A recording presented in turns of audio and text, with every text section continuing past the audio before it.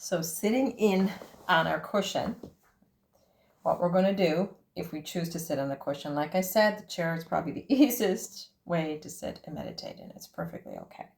But if you insist on doing it yogi style, you have to have your hips and sits bones higher than the knees. So as I'm sitting here, I may need a block or an extra bit of something underneath just to lift the pelvis up. I want to just exaggerate that natural anterior pelvic tilt that most of us have. And if you don't have one, you're going to have to get it by lifting up the bottom. So my knees are down slightly lower than my hips. In this position, I don't like lotus. You'll see most yogis doing the lotus, have one foot up here and one foot over there. This is the most easiest on the hips and knees of the yogic styles that you can sit and cross meditation with. So I like to do the easy pose. So I take one foot and I push the heel up against the cushion of the chair. And again, make sure that I'm up nice and high. And then I bring the other foot in close to this one. So I have a nice little bend in my knees. Automatically when I do that, I can feel that my spine is lengthening. So in this position, I want to make sure, again, that I have this cord on the top of my head pulling the head up. As the head comes up, it comes down, ears come down, come up away from the shoulders. So I have a nice long neck, head back, neutral position, nice erect spine, chest stays open. I don't want to slouch down when I'm meditating. I don't want to lose that positioning. So my most important thing is to keep the spine long. And there's a reason for that in yoga, because you might have heard of Kundalini energy. It's the energy that comes from, well, I'm not going to explain the energy too much, but there's an energy in the body that lifts up through the spine. And that's what we want to try to create as well. It will help us stay alert, and it will help us to get to a certain deeper point than where we are now in our understanding of things. So it's important to keep that spine erect, shoulders down away from the ears. Now, what do I do with my hands? Now, you've seen this, I'm sure. This is Gyan Mudra. Many people do it. But if you don't understand the meaning of it, it's still going to do things energetically for you, but it won't have the same effect. So the best thing I've always said is just leave your hands open. Openness is a sign of receptivity, a sign of just allowing things to be. Because when we're meditating, it's all about allowing things to be exactly as they are, as we simply observe them. So I like this position.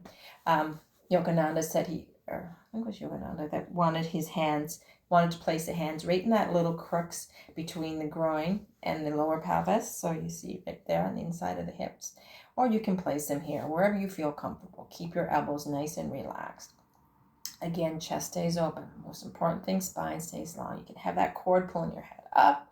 You have the sits bones nice sitting on the cushion, or better still, up on the chair. Now, if you're in a chair and your feet are not touching the ground, flat on the ground, you're going to bring the earth up to your feet by using yoga blocks or books or cushions or whatever you have to bring the feet up, because we do want that when we're sitting in the chair, the hips to be lined up with the knees. So sitting here is our position. Again, just checking it out. Okay. We've got a nice long spine, head up, head back, shoulders down away from the ears. I have my chest open, so my elbows are down and relaxed at my sides, close to the body. Palms are facing upward, nice relaxed hand. I'm sitting down with my sits bones grounded into the chair. I have one foot pulled into the cushion, the other foot over on the other side. Hips are higher than my knees, so my spine stays erect and I stay in a tiny little bit of an exaggerated anterior pelvic tilt. And that's what we want when we're sitting. Because we are going to sit here when you really start practicing depends on how long you choose to meditate, but I can sit like this for an hour meditating, and if I'm not comfortable, my knees, my hips, all that, I'm going to not be able to meditate the way I want to, but I'm going to be really stiff and sore when I get up. So it's just a comfortable way to sit. So that's why I often prefer the chair, because I do have a knee issue and I do have a bit of a hip issue. So when I'm sitting in the chair, I don't experience as much discomfort. So my hands are nice and rested. Everything is rested, and I'm feeling like my body can simply relax while it stays alert. I am not going to fall asleep during meditation. I want to stay awake. I want to be aware and observing what's going on inside me and around me right here, right now, in this moment. So that being said, we're going to focus on the gaze. Now, there's several traditions, different traditions and different ways of doing this. Some of the traditions say you never close your eyes. You leave your eyes open so you can, take in all the stimuli around you. But it's a relaxed and lowered gaze. You're looking down and your eyes are very relaxed. Others say close your eyes, and I encourage you to close your eyes because it does shut out a lot of that visual stimuli that can keep you distracted and away from your meditation process. And Yogananda and many others have suggested that while our eyes are closed, our eyes are up. So we're looking up to this spot right here, which is known as the third eye in yoga. So the eyes are actually up. So if I were to right now look straight ahead and look up, and hold my gaze there, and then close my eyes just close the lids of my eyes over my eyeballs in that position. That is the position I want for my eyes. You don't have to do that. You can just close your eyes and relax, especially starting out, or you can lower your gaze and relax. You just do what feels right for you. This is a very beginning practice, so we just want to get the fundamentals down before we get into all that crazy woo-woo stuff. So as we're sitting here, then I'm going to close my eyes. Very good. Now, you can rest your tongue if you choose to, taking the back tip of your tongue and putting it up on the top palate of your mouth so that your tongue is rolled back a little bit but relaxed. This automatically relaxes jaws and it causes that smile effect. Yogic Buddhist monks will often, when they're starting out as novices, put a pencil in the back of their mouths so that they're smiling during meditation, because that naturally releases serotonin and other feel-good hormones in the body, and it increases the compassion and the love that most, is very essential or very beneficial of our yogic or Buddhist meditation practice. So that's why the tongue, if I do this, but the cheeks are almost like they are moving upwards, so I am getting that sensation of a smile. My eyes again are closed, but the eyeballs are looking up. And I'm relaxing here. So that is the positioning of the body. Now, one of the first things we're going to do in yogic meditation practices, something called pratyahara, is the first stage of getting to deep meditation in Patanjali's 8 limbs of yoga anyway. And pratyahara means I'm going to stop connecting with my senses. I'm not going to allow my mind to follow my senses everywhere. Just like a dog smells something, then they're off, right? That's what our minds do. Our minds pick up our sensory input, whether it be what we're seeing, what we're hearing, what we're smelling, tasting, what we're feeling on our bodies, if it's cold or hot, and it takes off with it, and it just pulls us with it. So we want to be able to get beyond that sensory attraction that the mind has, okay, to the senses and sensory input. So in order to do that, we first of all have to become very aware of what our senses are picking up. Remember, meditation is all about watching and observing what's going on inside and outside. So we're going to start with the outside. So as we're sitting here in this nice comfortable position with our eyes closed, or if you have a relaxed lower gaze, we're just going to go through the 5 senses to see what we're experiencing in our environment. So even if my eyes are closed, we're going to start with vision.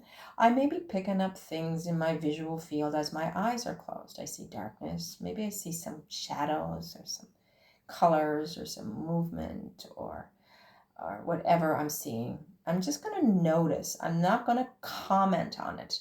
I'm not going to say, oh, that's pretty, or that's beautiful, or I like that, or I don't like that, or that's awful.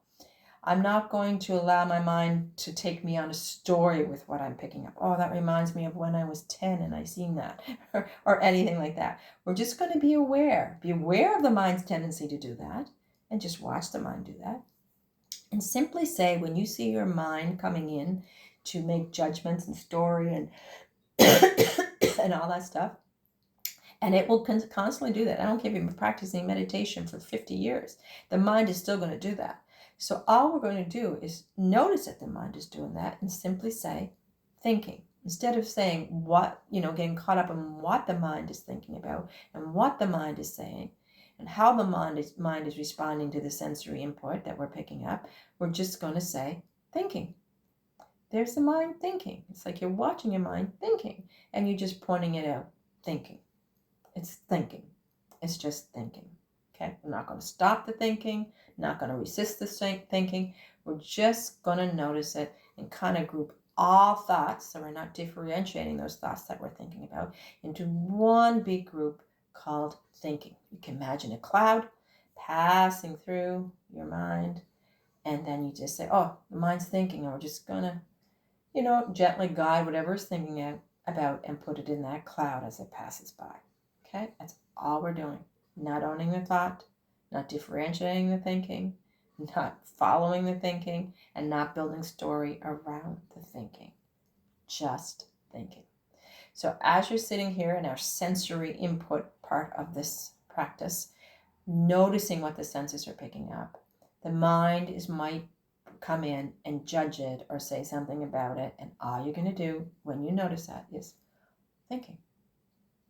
Thinking. Okay. So we're noticing vision. Then we're going to start noticing what we're hearing what we're hearing through sound. So I like to start with the sound that's furthest away. So as I'm sitting here with my eyes closed, I'm trying to listen for sounds that really seem like they're far away. And again, without judging, naming, labeling, or creating story around, I'm just picking up sounds. Just picking up sounds. Like for now, though I'm going to describe it, I don't want you to describe it, I just want you to hear whatever you're hearing. So like I'm hearing cars, the wheels against the traffic. I'm hearing birds, hearing people talking over in the schoolyard, which is across the street from me. Okay, I'm hearing there's the Department of Transportation down the road from me, and I can hear the trucks moving. And then I'm slowly going to bring the sounds closer towards me. What else am I hearing in this house? I'm hearing the cat fountain going, for example. I hear cricket. I hear my fridge making noises. I hear the sound of the mini split in the background. I hear my dog panting beside me. And then I'm bringing it closer and closer and closer to me. What am I hearing? Well, I'm hearing the sound of my voice, and you're hearing the sound of my voice. I'm hearing if I'm really, really listening and quiet, I'll hear the sound of my breath, and it will sound like the ocean. Waves crashing against the shore, being pulled back into the center. Nothing in the pause, and then crashing out. And as we become more and more aware of our breath, we'll be more aware of that sound that we're hearing as breath. Okay?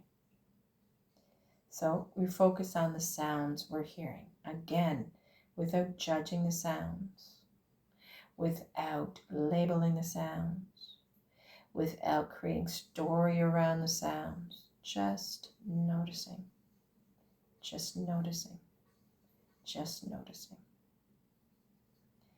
Then we're going to become aware of smells.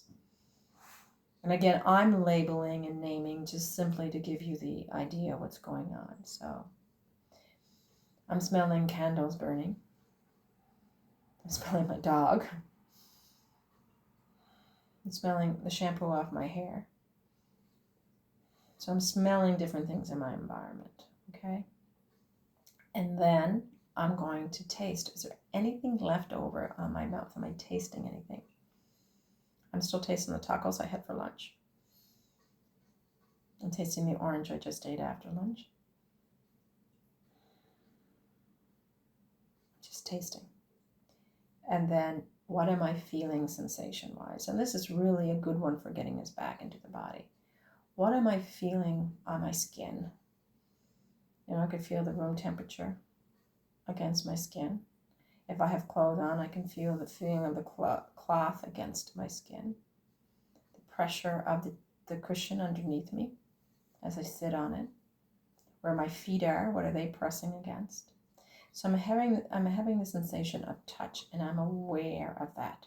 without labeling, without naming, without creating or following story, just allowing for it. So even if there's discomfort or pressure or pain or something very annoying in my background, instead of judging it and allowing my mind to take me on a story about how annoying it is, I'm simply going to say, I'm hearing this without naming, without labeling, without judging. It just is. It just is. And allowing that. And so the more we practice with meditation, the more we will allow all the things the senses are picking up to be just as they are without feeling like we have to do something about them. Okay? So it is a practice. It's not going to start out perfectly. Mind's going to take you on story here and take you there, and you're going to be judging this and judging that, and just catch yourself. Catch yourself judging.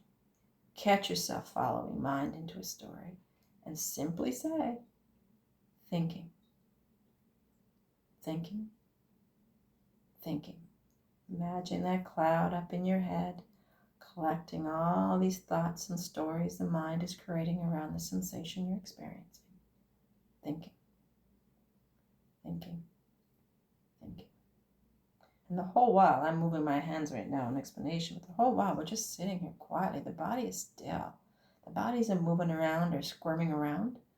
It may want to, and we're not going to force it not to, but we're just going to gently encourage it to sit and still and relax. So when you notice that you're getting those squirmies and the ants in your pants, just notice, I'm feeling this. I'm sensing this.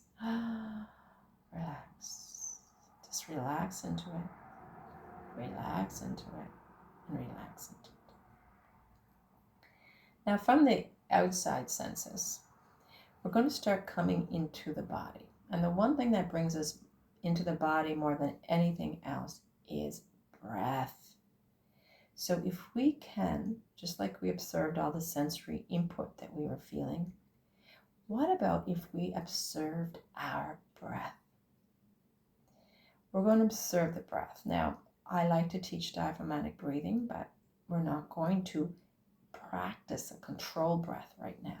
We're simply going to observe the way we are breathing, okay? Let's just observe the way we're breathing and the sensation of breath entering the body and the sensation of breath leaving the body. So we can be aware of that sensory input of the breath through two ways. Through the sensation of air coming into the nostrils. So you can just picture one or both nostrils. Get your focus and concentration on that. As the air comes in and the air comes out. Just focusing on what that feels like when the air goes in through the nostril or when the air leaves the nostril. So you can focus on that if you want to. Or I always find it easier myself to just focus on the belly. So when we're breathing, whether we know it or not, the belly rises on the in-breath and falls on the out-breath. That's just the way the diaphragm works. A lot of times we're fighting against that, and we tend to be very shallow breathers, and we may not get that sensation. But if you can just focus on that, just even place a hand in the beginning on your belly, and as you take your in-breath, noticing the belly rising, as you take your out-breath, feeling the contraction.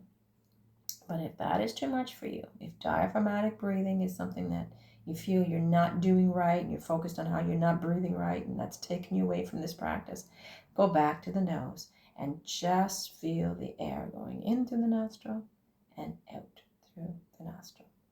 The idea is to focus on breath and to be aware that when we're breathing in, and this is what I'm experiencing as I breathe in. When I'm breathing out, I'm breathing out, and this is what I'm experiencing as I'm breathing out. Either the sensation of air in the nostrils, the belly rising and falling, breathing in and breathing out, belly rising and falling with the breath, or the sensation of the air going in and out of the nose. When I'm breathing in, I'm aware I'm breathing in. When I'm breathing out, I'm aware I'm breathing out. So we're focusing on that. And we're just going to focus on the breath. Again, the mind might come in and say, I'm not breathing right. Next thing you know, I'm not breathing right probably because I had a cold 2 weeks ago. Oh, yes, that was a terrible cold I had. And oh, my goodness, I should have done more about it. And look at, he had the cold too. And he's the one that gave me the cold. And the next thing you know, your mind just, and you're lost. Just get yourself thinking and then back to breath. Thinking and then back to the focus on breath. Meditation practice, like I said, is a practice. It's not a perfection. Your mind, at the beginning especially, will constantly pull you away. Constantly pull you away. Your goal is to simply catch yourself when you've been pulled away. Not to beat yourself up for it. Simply, thinking again. Thinking. And then bring it back to that focus of attention. Right now we're on the breath, okay? And so we're just focusing on the sensation of breathing. When you breathe in, you're aware you're breathing in. And when you're breathing out, you're aware you're breathing out. And as we practice more and more with breath, we're going to notice there's 4 components to the breath. There is the actual inhalation, when we're taking the air in. And then there is a pause between the inhalation and the exhalation. We want to be aware of that pause. There is also a pause. Then we have our exhalation. Our exhalation is the expelling of all the air. So when we exhale, we want to just let go of all the air. We don't want to hold on to cling to any air. We just want to release it all. And when we're finished with our exhalation, we get into another pause between the exhalation and the inhalation. Those pauses are very important in breath and breath awareness as well. Okay? So we're going to try to notice as we're breathing. Breathing in. This is what it feels like. This is what I'm noticing. Pausing. Breathing out. This is what I'm feeling. This is what I'm sensing. Pausing. Noticing the pause. This is what it feels like before we take that next breath in. So we're aware of the inhalation and what it feels like, or the air coming in, or the belly rising, or just whatever we're experiencing with that in-breath. Then we have a pause, and we're noticing the pause. And then we have an exhalation, and we're noticing the exhalation. And then we have a pause again between the exhalation and the next inhalation. So it's like a box. We're inhaling, and then we're pausing, and then we're exhaling. Then we're pausing, getting ready for our next inhale. Inhaling, pausing, exhaling, pausing, and then inhaling again. Sometimes it helps, before we become aware of our breath, that we control the breath just for a couple of breaths. Again, this is not about controlling the breath. This is about observing what's happening, right? So, but beforehand, if we need to, we can do a couple of boxed breaths together, so that, or you can do it on your own when you actually do your practice, so that you can kind of get yourself centered into the breath and become aware of those 4 components of the breath and what you're watching for again. So we can do that boxed breath together. So together, let's count in, say, 6 for an inhale, 6 for our pause, 6 for our exhale, and 6 for our pause again. Okay, so let's start with an inhale. I will count to 6. You're going to breathe in. 1, 2, 3, 4, 5, 6. Pause. Hold it. 1, 2, 3, 4, 5, 6. Exhale. 1, 2, 3, 4, 5, 6. Pause, hold it. 1, 2, 3, 4, 5, 6. Now relax into the breath. Inhale again. All the way up, counting to yourself. Pause. Exhale. Pause. Let's do that again. Inhaling, noticing the breath going in where you're noticing it in the nose or the belly. Belly rising, sensation in the nose. Holding it. Just what does that feel like to hold that breath? Exhaling, completely and fully releasing all air. What does that feel like? Belly or nose, and holding again. So now, after you've done a few control breaths, no more controlling the breath. Now just observing the natural flow and rate of your own breath. Just noticing what's happening on your inhale. Noticing the pause. Noticing what's happening on your exhale. Noticing the pause. Your next inhale, etc. And you're going to continuously do that.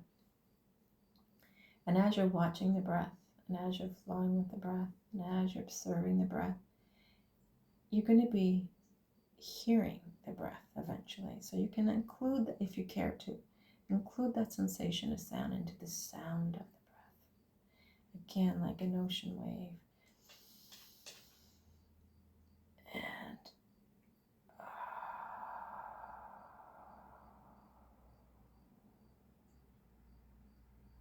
keeping your spine long.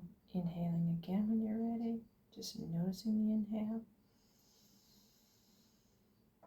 And pausing and exhale. Now, normally we're breathing in through the nose and out through the nose. That's not always possible for people to do because of whatever reason. They might have a deviated septum, or they may have cold, or whatever reason. They can't breathe in completely through the nose or breathe out through the nose.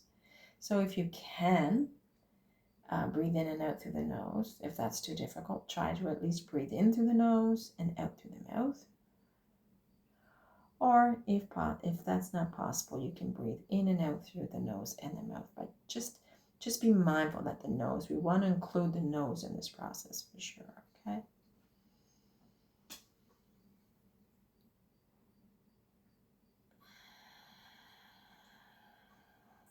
And as you exhale, that's when the body does the most relaxing. So in our inhale, it's always cueing us up for awareness of what's taking place in the body.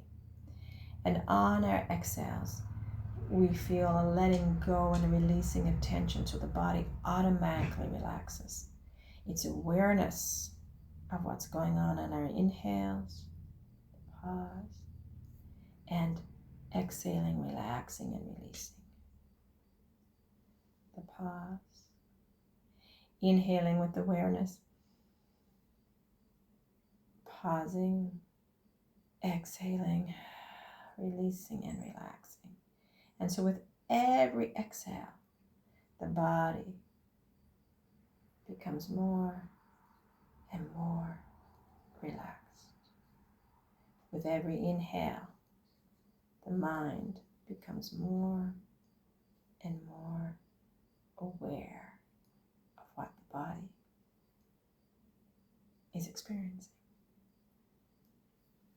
So awareness on the inhale, relaxing and releasing on the exhale. So that's all we're going to do as we begin our meditation practice. It's just focus on those things. We started out with sensations of the body. Now we're noticing sensations of the breath. And then as we leave our focus on the breath, we're just going to notice whatever else is going on in the mind or this experience we're having, just allowing it without forcing or going against it or resisting it. just notice what else is going on. Is the mind as active, or is the mind quieting down? Is the mind experiencing anything different? I am, as I say to myself when I'm meditating, I am just simply the observer here. I am not this body that has these sensations. I'm not this mind that has all these thoughts. I am just in the background observing. Observing this human I call me. Have sensations. Have thoughts. Breathe. Anytime a thought comes in, anytime a judgment comes in, anytime a sensation comes in that I have not cued, I simply say thinking, thinking, thinking, and I watch that mind thought be swept gently away in that big cloud as thoughts just pass by my awareness without me having to cling to them, without me having to fix anything, without me having to go anywhere or do anything. I'm simply just observing. Belly rising, if you feel that in your diaphragmatic breath, on the inhale, belly falling on the exhale. Sensation of air going in on the inhale, noticing the pause. Sensation of air leaving on the exhale, the nose, noticing the pause. Body relaxed but alert. Mind doing what mind does. But I, as the observer, am not following mind when it creates stories or judgments about what I'm experiencing in this moment. I will notice when it starts creating the grocery list that I have to get done, or telling me that I only have so much in my account and I have to do something, I have to make a transfer somewhere. Or when it starts telling me, gracious, I wish they'd stop making that noise in the background so I can meditate. I'm going to notice, but I'm not following mind. Mind is judging. Mind is making story. Mind is thinking. And it's just that. Mind is thinking. Thinking. Just thinking. Just thinking. And I'm watching my breath. I'm watching the thoughts. I'm watching that cloud go by, entitled thinking. I'm experiencing sensations. And I'm simply just still and quiet for a few minutes.